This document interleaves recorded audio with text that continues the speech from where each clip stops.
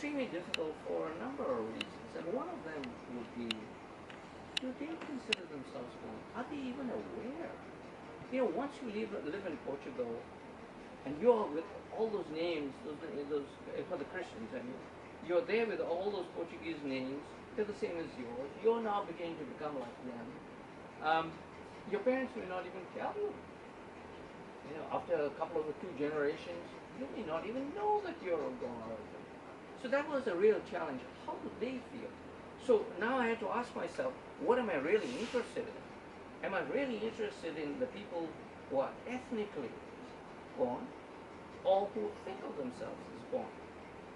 And I decided that's an argument for another day, so I will go with my broad estimate. So I'll include as many as possible. And as life would have it, once I did that, I got an estimate, and it changed completely. See, this thing in 2011, I said 5,000, because I was looking at a narrower thing, and obviously that can't be right. So many people left here. And then I saw this article that said it was more like 80,000, which I think makes more sense with the broader estimate. So that was another one that was extremely difficult. Let's see if I find another one that was difficult. US? Yes, the US is still very difficult, because the US is so huge, and there's no large concentration anywhere except perhaps in San Francisco. And you remember how much difficulty I told you I had in did I tell you that? No, San Francisco was one of those where people have no idea, and they couldn't or wouldn't estimate. So I just kind of, I figured I knew their membership, I did that estimate. And I think it's not so bad. But there's no concentration anywhere else. So I'm going to do something about that, and I'll talk about that a little later, about what we need to do. And I think these days with the internet, we've got some choices. Let me see if there's anything else that stands out. Oh yes, you know, trying to find out Bombay. And Bombay was a challenge, but a different kind. The Goans in Bombay are huge. And people have really had no idea, but I started getting a good feel. I always thought it was in the region of 250,000 for the Christians. Okay. And recently I got a boost because I saw some numbers published where they published the Catholic the Christian population, and then some people finally talked about the different communities that make it up: East Indians, Anglo-Indians, Goans, and what rough idea in those thoughts were the extent of the population. And that gave me the sense, when I looked at those numbers, that my 250,000 was not way off. It was pretty much, if anything, it may be a bit on the low side. And then if I add in there, of course, the Hindu population, it will be massive. So I put, today I've got it at 400,000 plus, and I have a feeling it's actually higher than 400,000. Because the Hindu population did not want to leave India. There are many reasons for it. It's funny, I was talking to one of my friends recently who was Hindu this time, and I said, why did you not leave so much? And he said, well, you know, we were not very educated this time. We didn't go to school so much. We left early. We didn't stick with it. So when you come to have a marketable profession, we were not there. So when people started coming looking for people, we didn't have the skills. And he says, today is different. Now we're actually interested in education. Whether that means more are leaving India, I'm not sure, but I'm beginning to see people. I've met a number of Hindu Goans in the Toronto area, and I've been trying to encourage some of them to join the association. And in fact, many years ago, I said the only way I'm going to do it, I've got to think in some strange ways. And I did this when Lata Mangeshkar came to town. And I said, oh, okay, this is a great opportunity. I made her an honorary member of the Goan Association. And I wanted to, at a celebration for her at our local parliament, probably I should say state parliament, they were having an event for her, and I was going to present it to her. Of course, there was a riot over there. Lata Mangeshkar, and people were fawning over her. They were swooning over her. There's no way I was going to get close to her. So I got close enough. I shoved it in her hand, and as far as association was concerned, I made a big deal of it. I said, no, we made it an honorary member. Maybe she doesn't even know. But from our point of view, that was for us, more than for her. I mean, she's a big person. She doesn't care. It doesn't even know who we are. It's a bit like an ant biting an elephant, right? It doesn't even know. But I think it did a world of good for us because we needed to claim her. And our people, association needs to know that we were an association for all Goans. Even though there were very few non-Christians, that we were for all Goans. So, that came in. And now slowly some have come. And we had our first member. Professor Wagle was active, no, in university studying Goan issues. Who was this? Professor Wagle. Yeah, Wagle. He's the guy I'm talking about. He was our first member. Mind you, he's since lapsed. But he was our first member and did a lot of work with us. He did a book on Goa. Yes. Oh, did he on Goa? Yeah. Plus he jointly. Yeah, jointly. At a convention, I don't know, that's the one. The papers. Yes, he put together. He wrote some with papers. Koilo. Yeah, my brother. Professor Koilo. Yes. Koilo did a paper, and my own brother, Peter Nazareth, he put some papers, and they collectively did something. So there's massive numbers of Hindu Goans that we're going to find out a lot more. We all talk about Hindu Goans in Goa in estimation, but the number of Hindu Goans that are outside Goa in India is massive. And from Alan Machado's book, and this is where I'm going to be expanding next, is from Alan Machado's book, in reading his history about Mangaloreans, and as you read his book, and his book is here, in fact, I think I just got it. They haven't given it to me. Slaves of Sultans is his most recent book. You get the sense after reading that book that half the Goan population left Goa during the time of either the Inquisition, first in the conversion period or in the Inquisition. And so there's this huge diaspora of Goans that has not been estimated. I'm not sure it matters. I mean, who knows? We'll find out at some point. And I'm not going to let myself be worried about why does it matter. Okay, that's somebody else's story. I'm just going to look and see, can I estimate and where are they? So that part is a little amorphous right now, but it's coming, and I'm beginning to estimate it more and more in that light. So let's see. Oh, it's in my hand. That's also another Moidekar moment, right? It reminds me when I was young, I had a pencil and I put it in my ear. I must have been grade 3, and I had the whole class looking for it, and then finally somebody pointed out to my ear. So yeah, when you do crazy things, it's a good thing about being from Moira. When you do crazy things, you can say, I can't help it, it's my heritage. Whereas if you do something stupid, you're not from Moira, you're just stupid. So we are lucky. Three of us are lucky.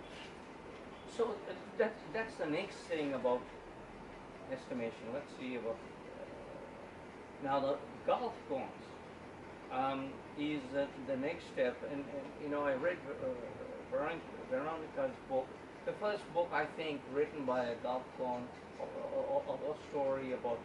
It was mainly on the war, but it gives you a little bit about the life in Kuwait. As life would have it,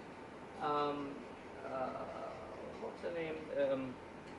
Diaspora Wilderness, Selma Cabral. She goes by 2 names, I always forget. Yeah. She is from the Middle East, but has written all about the Goans of East Africa. Thank goodness for her, because she's more independent, and she at least can.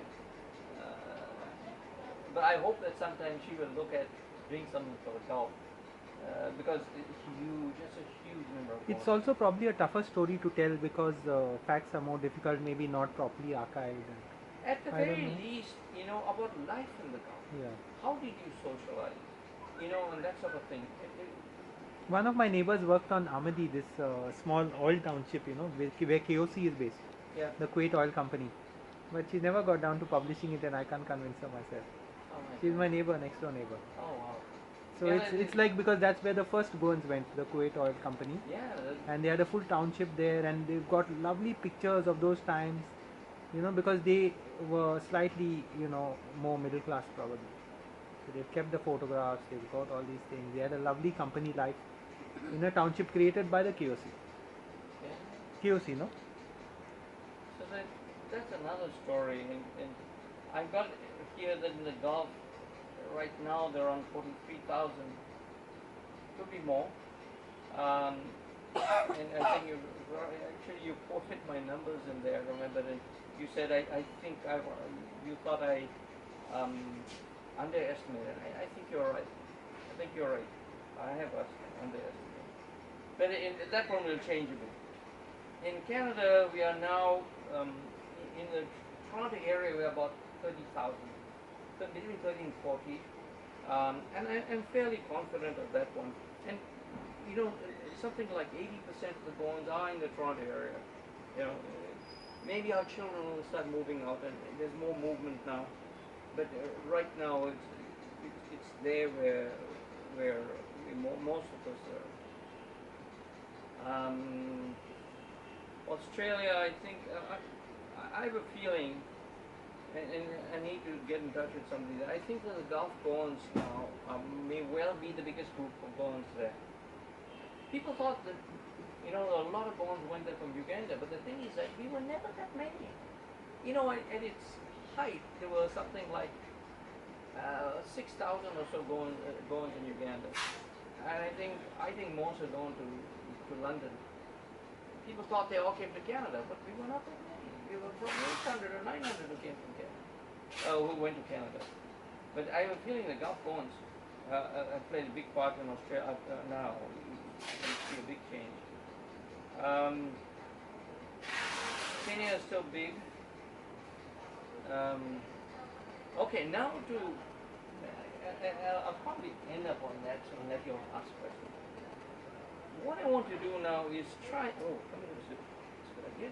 Before it gets cold. I think the next stage, especially because of the uncertainty in the U.S., is to do a census. Now, you may think, oh my God, that's a big dream. It's not as big as you think. Because now the internet, and I got some ideas, and I'm not going to give them away just yet. Mainly because I want to get a young student who's studying in one of the universities, so that they can get a chance to get some grants, get some credits for what they're doing, and then work with them to actually do a census. And it helped that when I was at the LSE, I did a course in demography, which is to do with populations and so on. And I never thought I'd ever use it. But I think we can do this. And you don't have to do it in a short period of time. You can do it over a long period of 3 years. Because again, it's not as if this is the government census. There is no impending deadline. And so that's something, it may act as a prototype for other people. So that's what I'm going to do next, to get a better handle on the US more, but we can also do it in Canada. So any questions you all may have? There's one thing there. Tell me, the Goans who live in Canada, do they call themselves Goans or do they call themselves Canadians? Yes. We call ourselves both. Because I know that Gujaratis in England don't call themselves Gujaratis, they call themselves Britishers. Oh no, we wouldn't go that far. But identity is very complex, no? You have multiple identities, no? In I that was just sense. going to hit on that. The whole issue about how you consider yourself, and I go back to Robert Newman. And Robert Newman is familiar with this because he's a Jew. So Jews have got to think about identities over a long period of time and where they've gone. And when I look at myself, and I argue for myself, I've come to the conclusion that I don't have to have a single persona. I am not an African Goan. Okay? I'm not. What I am is when I'm Goan, I'm Goan. When I'm African, I'm African. If you see me with my African friends, I think differently. I joke differently. I have the persona. And I have a Canadian persona. And some of them, sometimes they may intermingle. Because many Africans are becoming Canadian now. And their children certainly are not like them. And so I find myself, I'm a Canadian, I'm a Goan, I'm an Indian, I'm a Ugandan, and I'm an African. And all these parts are part of what I am. So what do I say? When I'm in Canada, look, I'll always say I'm Canadian first. Okay? I have a sense of belonging there. I do care where the country is going. It means a lot to me. But there's a depth in me of being Goan that I can't figure it out. Yeah, it's there. So they're both important to me. I don't have to choose unless we went to war, or if we played cricket against each other. You know, and this was a wonderful thing. There was an Indian Guyanese guy, and my friend and I, we wanted to find out who do you identify with. His family has been there in Guyana for a long time. Who do you identify with? We couldn't get him to decide. And he said, okay, in a cricket match, if Guyana is playing India, who do you cheer for? The guy said India. So he made up his mind. Now, if that happens, that'll be a good question. We'll cross that bridge. So far, there's no place where we are meeting. Canada's pretty lousy at cricket at the moment. They're playing, but they're not good, so they'll never compete with India. I'm not sure where would we come to.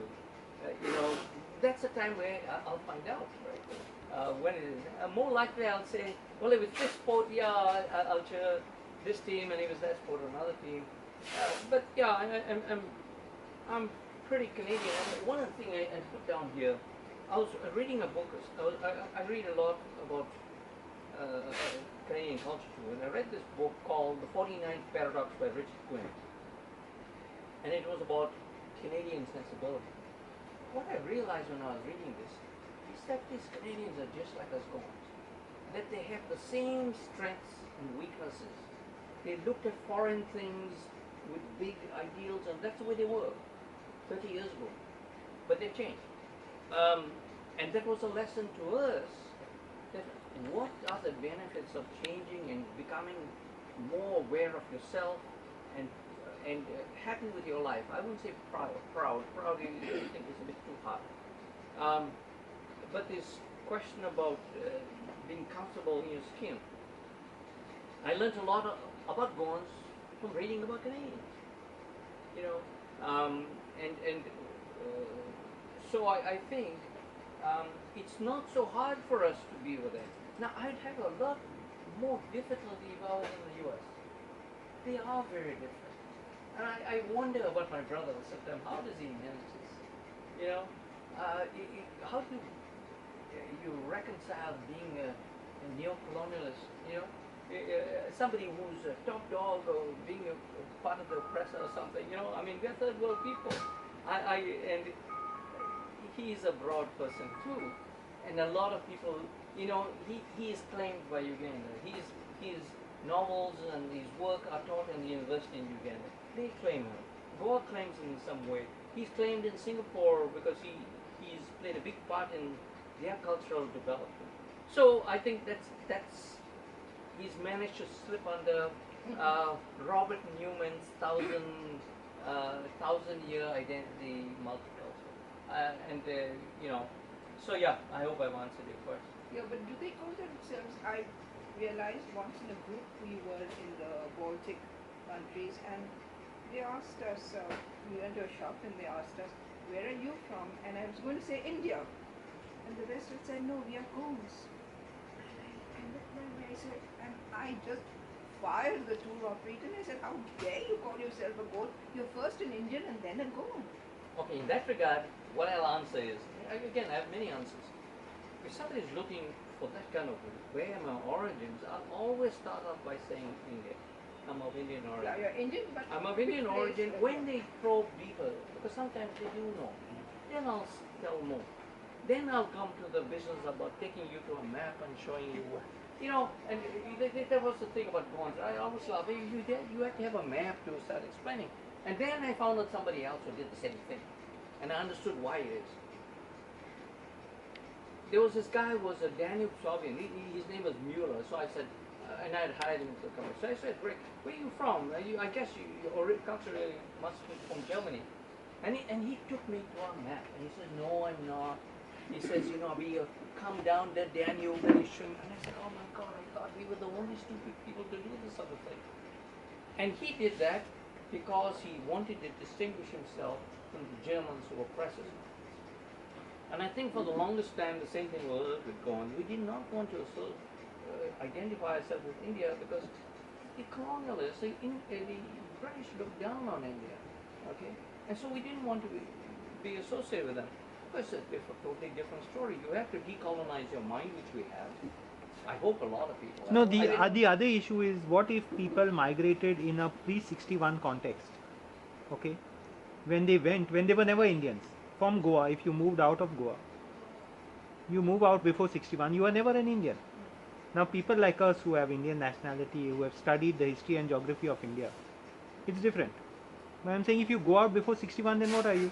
Yeah, but people who lived in British India don't call themselves Britishers.